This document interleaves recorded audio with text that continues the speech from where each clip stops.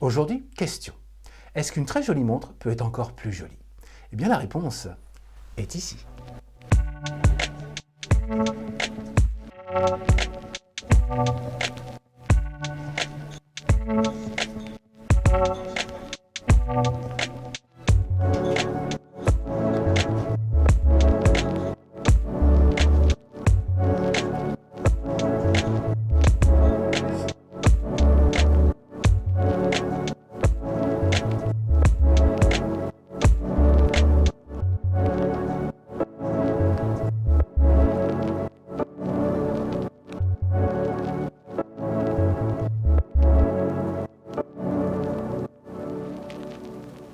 Chers amis, bonjour et bienvenue sur la chaîne.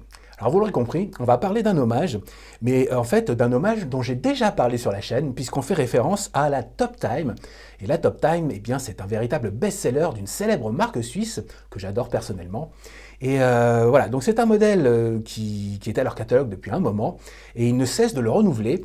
Et ça a été le cas avec la collaboration avec la marque de moto Triumph. D'où le jeu de mots dans la vignette, mais pas que. On va voir ça plus tard. Alors pour ceux qui ne connaissent pas, Triumph, c'est une marque anglaise de moto qui n'a pas toujours eu très bonne réputation dans le passé, mais c'est vrai que là, depuis une bonne dizaine d'années, ils sont sur le haut du pavé, comme on dit. Ils sortent de très belles machines et tout le monde les adore. Et c'est vrai que, bon, voilà, parfois les marques ont besoin de se réinventer, cherchent une nouvelle clientèle et ils n'hésitent pas à faire des collaborations. Et c'est ce qu'ils ont fait en 2022, donc avec cette marque de moto. Donc ils ont créé un modèle ensemble, notamment au niveau du design. Et la marque suisse, de son côté, eh bien, a sorti une montre née de cette collaboration qui s'appelle la Top Time Triumph. Ce qui est logique. Mais si vous allez voir les différents modèles de Top Time, comme je vous l'ai dit, bon, voilà, c'est présent au catalogue de la marque depuis très longtemps.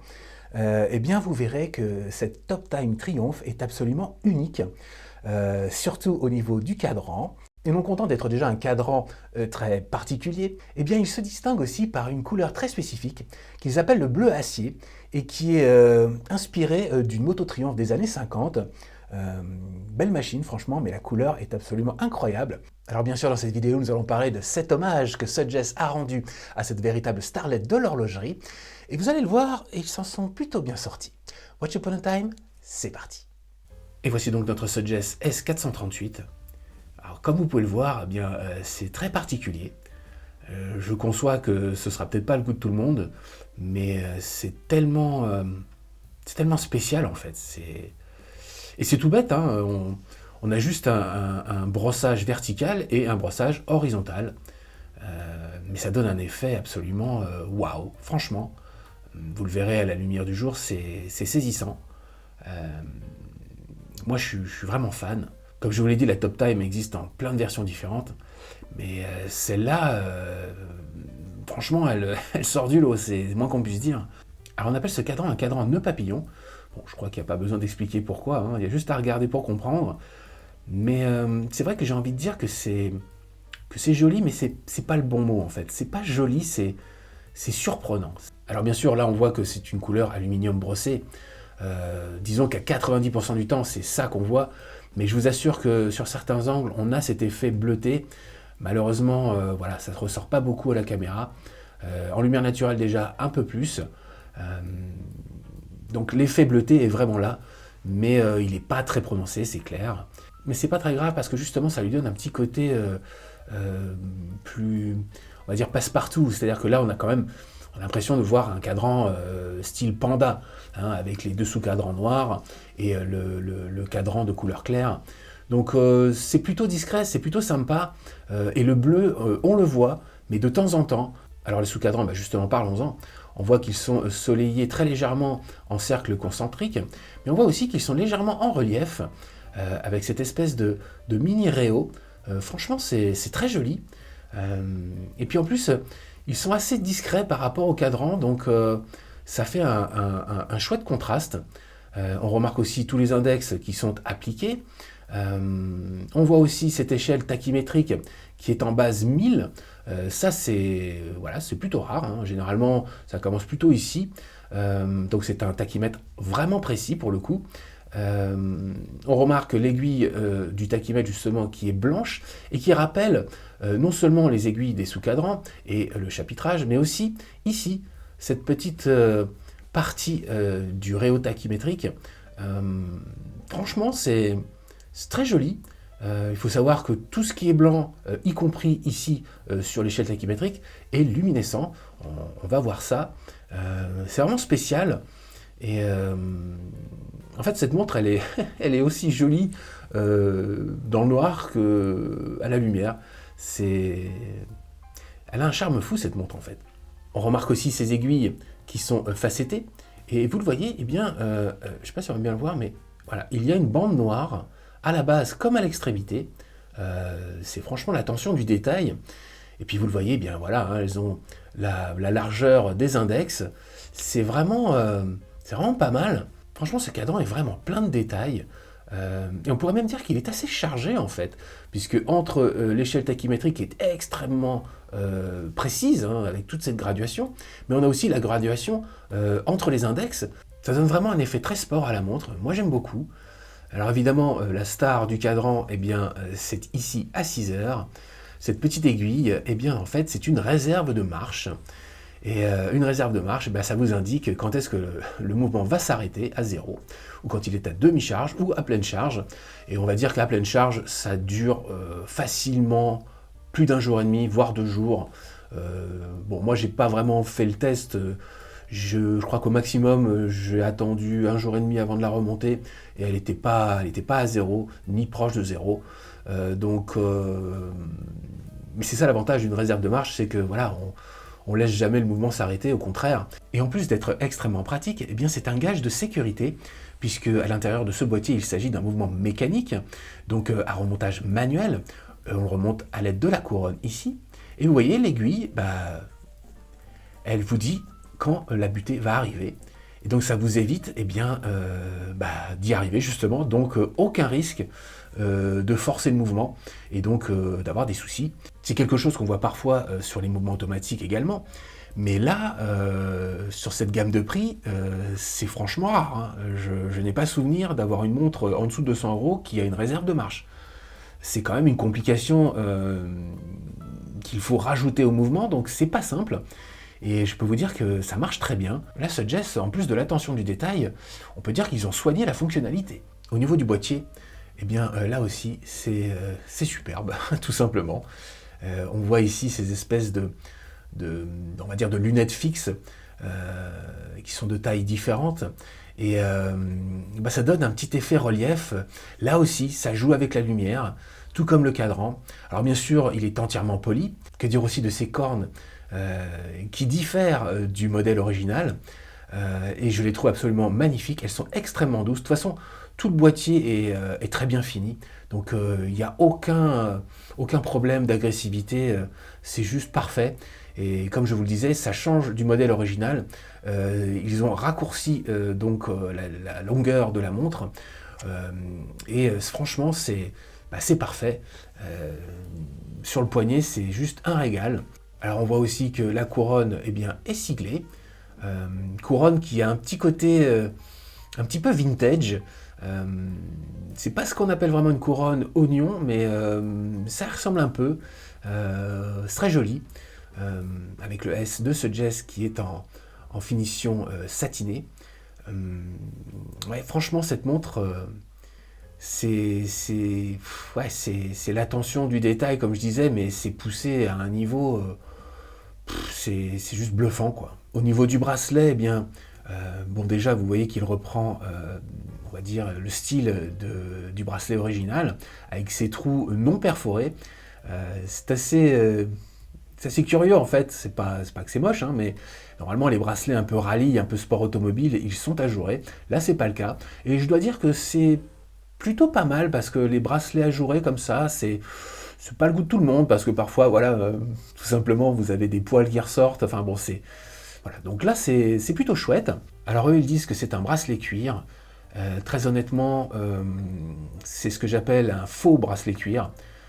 En fait, vous avez une feuille de cuir ici, une feuille de cuir là, mais entre les deux, ce qui fait l'épaisseur, c'est en fait un maillage de plastique. Donc, bon, c'est peut-être le petit point faible de ce modèle, euh, parce que vous le voyez, bon, bah, ça marque assez vite. Euh, Ça commence déjà à se plisser de partout. Pour la longévité, bon, ça fait le job, hein, il ne va pas casser les deux mains. Mais c'est pas très raffiné, on va dire. Certainement pour maîtriser les coûts, et ça je peux le comprendre parce que quand on voit la qualité de la montre pour le prix, je veux bien accepter ça. Donc c'est un petit peu le point. euh, voilà, ce genre de bracelet, c'est souvent assez rigide, donc c'est pas le plus agréable à porter, c'est clair. Donc ça n'a rien à voir avec un vrai bracelet cuir, même s'il y en a un peu. Par contre, on a du quick release, donc ça c'est super pratique. Euh, D'ailleurs, vous voyez, hein, je ne vous ai pas encore montré, mais ce magnifique mouvement. Bah d'ailleurs, voilà. On va parler un petit peu spécificité. Donc, les dimensions.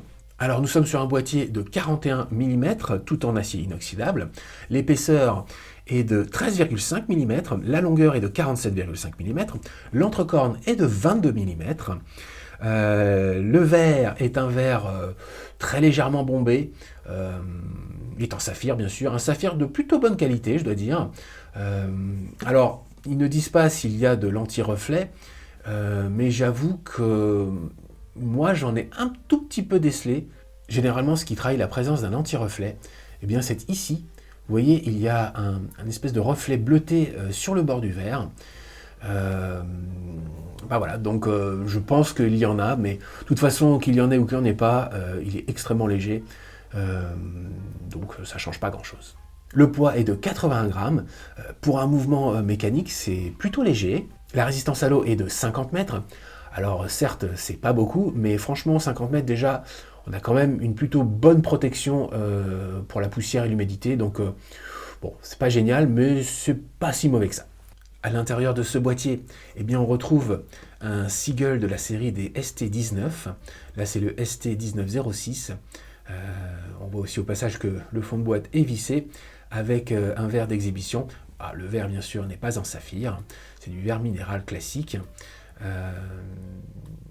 C'est très beau à regarder, hein, ce mouvement. Il est très joli. Alors, moi, j'ai mesuré la montre à environ plus 9 secondes par jour. Bon, c'est tout à fait acceptable. Alors comme je vous l'ai dit, eh bien, il est à remontage manuel à l'aide de la couronne.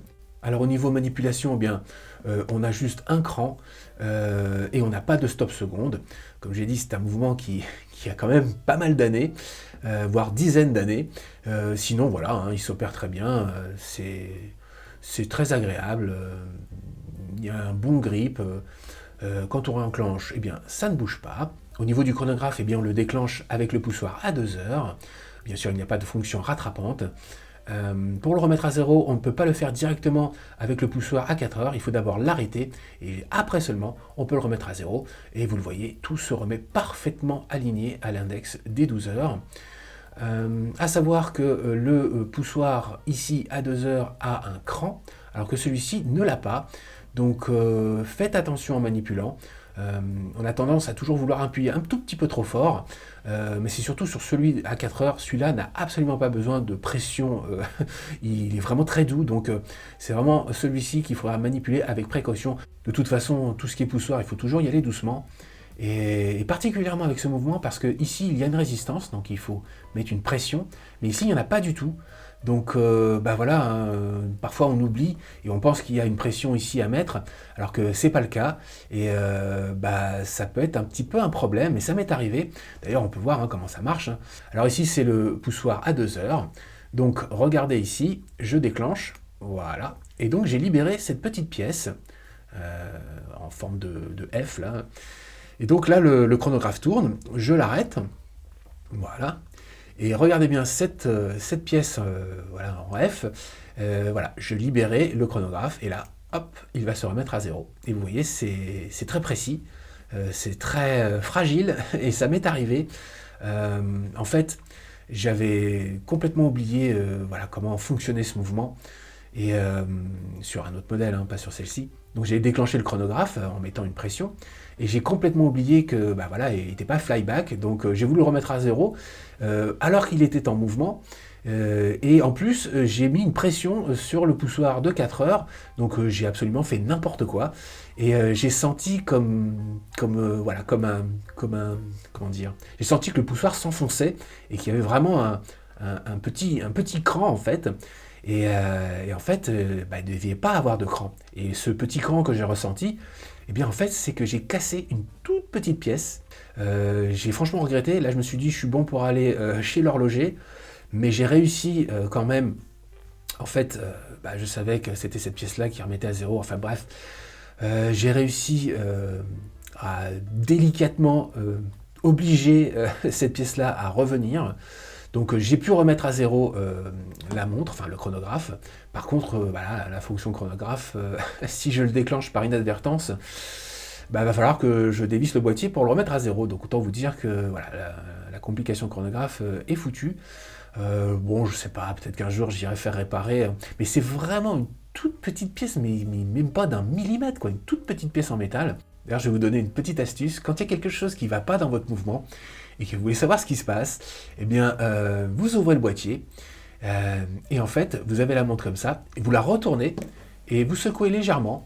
Et s'il y a quelque chose qui tombe, eh ben, vous avez la réponse à votre question. Et c'est exactement ce qui s'est passé. Donc voilà. Donc aller chez l'horloger pour qu'il me facture.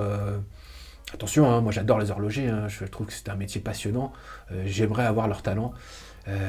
Mais bon voilà quoi, c'est une toute petite pièce. Pour moi esthétiquement il n'y a pas de souci, donc mais bon c'est vrai que j'ai un peu la crainte de déclencher le chronographe d'une façon intempestive, mais par respect pour la montre il faudra que j'y aille, en tout cas faire un devis déjà. Mais bon voilà, ça c'est le genre de petites choses qu'il faut savoir. Alors vous voyez c'est quand même une montre qui est quasi parfaite, et quand je dis quasi, bah, vous me connaissez, mais là je cherche vraiment la petite bête.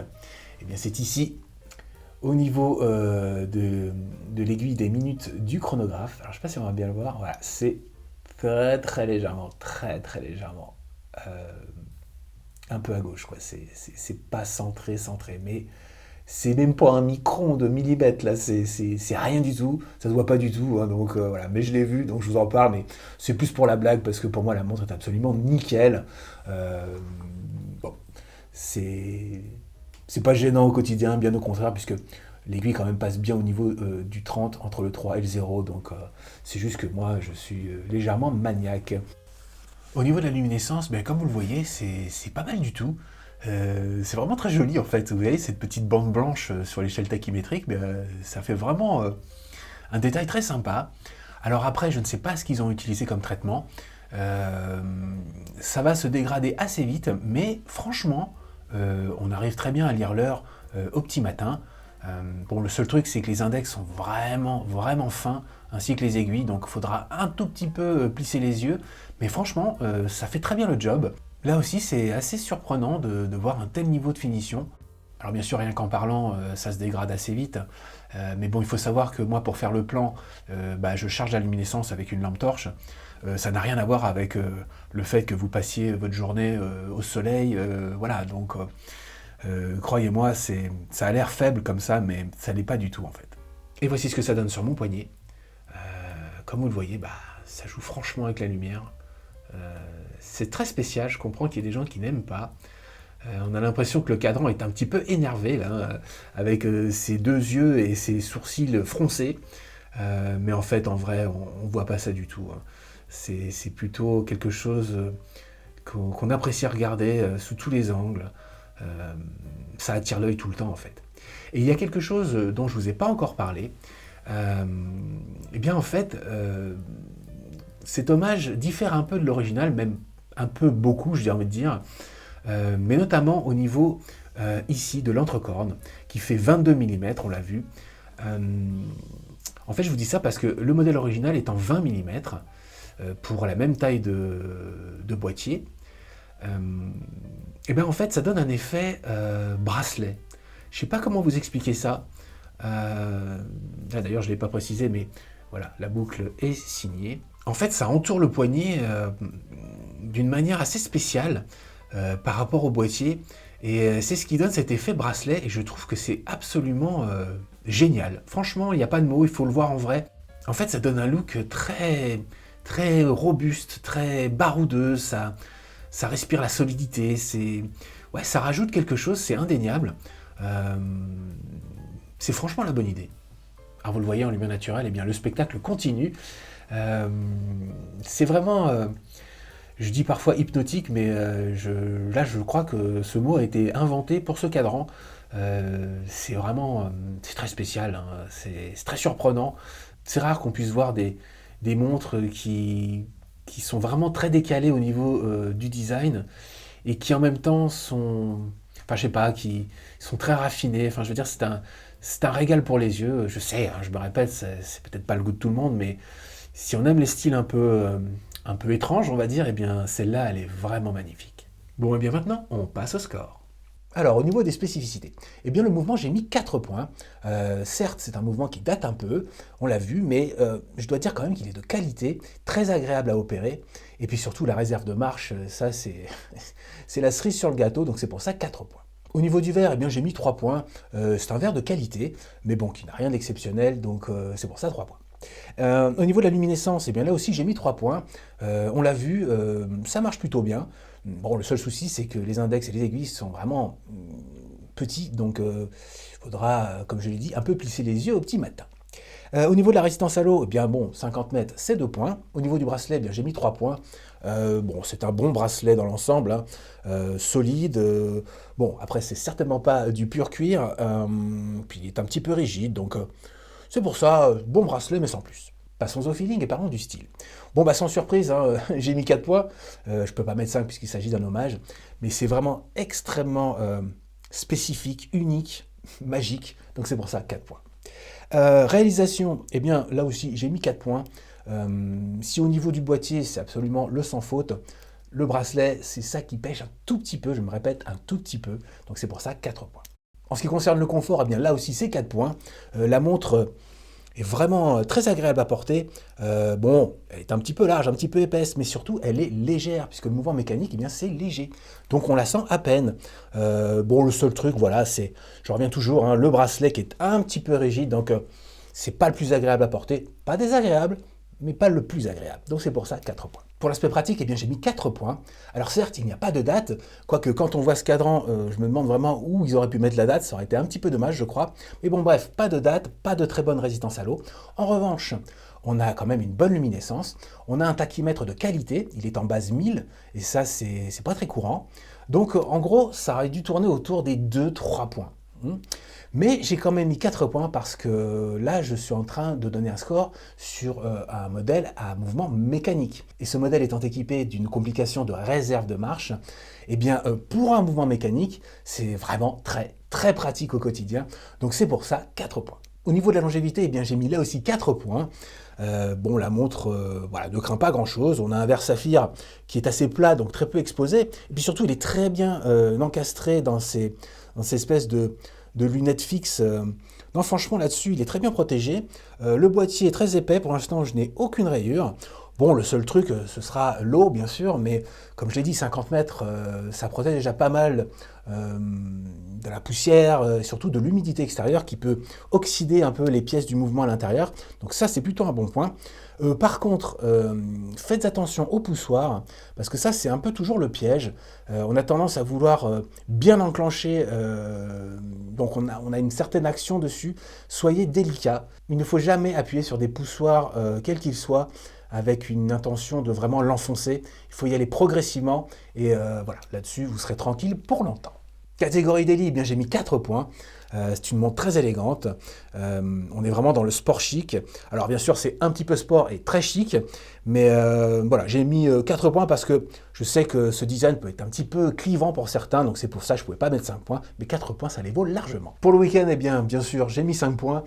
C'est une montre absolument parfaite pour se faire plaisir en toutes occasions, enfin, sauf pour la piscine. On passe maintenant au mode détail avec tous les points multipliés par 2. Alors, le contrôle qualité, autant vous le dire, j'ai mis 5 points.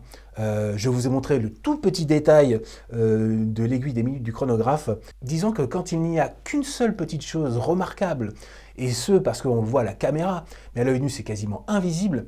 Donc voilà, s'il y avait une petite chose ici, une petite chose là, bah, j'aurais pas mis 5 points, mais là franchement c'est 5 points largement mérités parce que tout le reste, et croyez-moi, c'est un cadran compliqué, hein, il y a vraiment beaucoup de moments où on pourrait vite faire une bêtise, donc non là franchement elle est absolument nickel, donc c'est un 5 points mérité.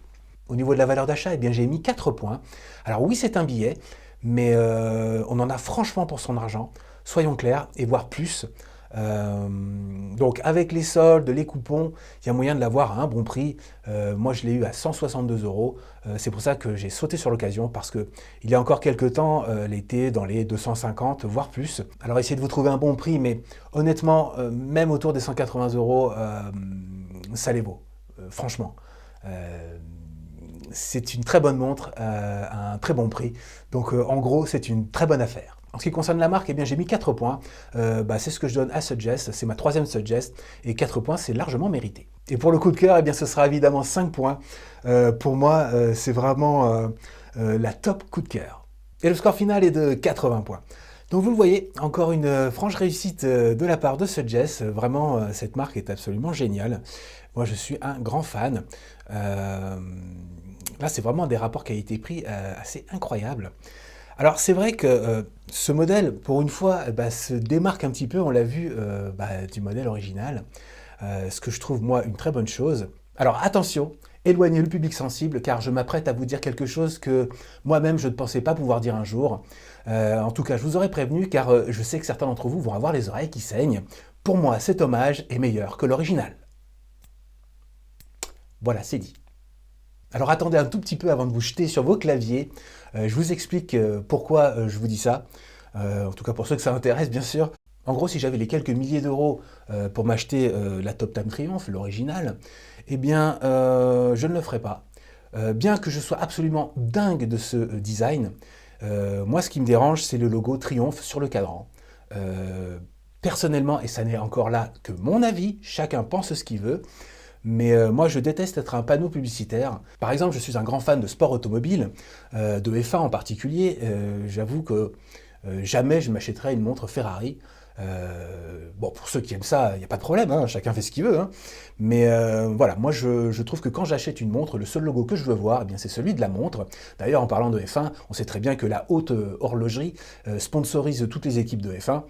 Quasiment. Et quand on voit les modèles qui est issus de cette collaboration, franchement, de mémoire, hein, j'ai pas vu de montre avec le logo de l'écurie sur le cadran. Généralement, il est sur le fond de boîte. Souvent, ce qui fait référence au partenariat, eh bien, c'est le numéro du modèle qui, parfois, c'est le numéro de châssis de la voiture qui court. Enfin, voilà, des petites choses. Alors, peut-être que ça existe, hein, je sais pas, hein, mais en tout cas, j'en ai pas vu. Et même si ça existait, je ne les achèterais pas non plus. Mais là encore, chacun fait ce qu'il veut. Pour en revenir à cette Suggest, franchement, il y a tellement de différences avec l'original.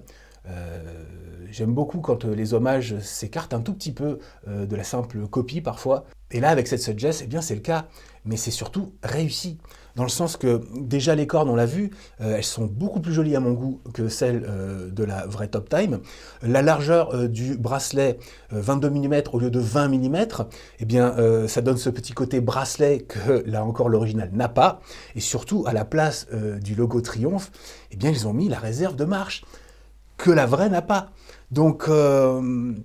alors oui, je sais, c'est pas la peine de me le dire, je sais ce que c'est que de la haute horlogerie.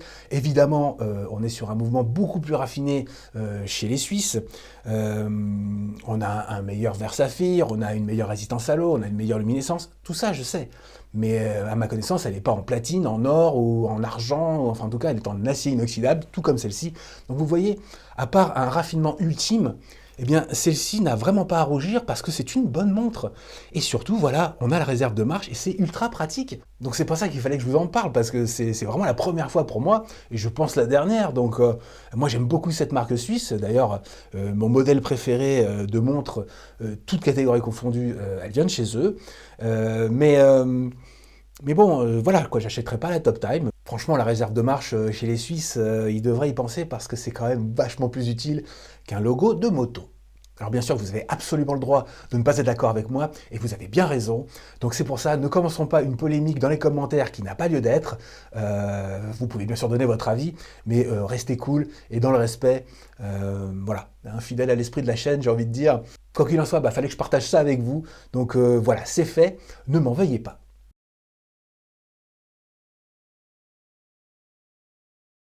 Voilà, c'est tout pour aujourd'hui. Merci d'avoir regardé la vidéo. J'espère que ça vous a plu. Quoique pour certains, ils n'ont peut-être pas aimé la fin, ce que je comprends tout à fait. Alors en résumé, que dire de cette montre? Eh bien, comme je le disais dans l'intro, est-ce qu'une très jolie montre peut être encore plus belle? Eh bien, c'est le cas. Ce cadran change tout, franchement. Elle est belle, elle est bien réalisée, bien finie, à un bon prix. Ouais, c'est franchement une montre que je vous recommande si vous avez le budget. Sérieusement, c'est une montre qui m'a littéralement scotché. Donc elle mérite de faire partie d'une collection sans aucun doute. Quant à moi, je vous retrouve la semaine prochaine. Alors d'ici là, abonnez-vous, likez, commentez. J'avoue que je suis assez curieux de savoir ce que je vais lire.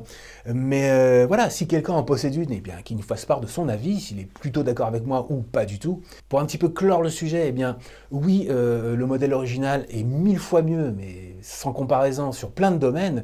Là, on est quand même dans des montres un petit peu luxueuses, en tout cas d'entrée de gamme luxe. Bon, est-ce que ça se justifie juste par le prix? Moi, je ne le pense pas. Je pense que la Suggest a réussi à avoir sa propre personnalité, ce qui est plutôt rare pour un hommage. Alors bien sûr, c'est à chacun de se faire sa propre opinion. Voilà, moi je pense que cette Suggest a quelque chose que l'autre n'a pas, tout simplement. Évidemment, en attendant, n'oubliez pas, c'est important, au moins de temps en temps, de prendre du bon temps. See you next time sur Watch Upon a Time.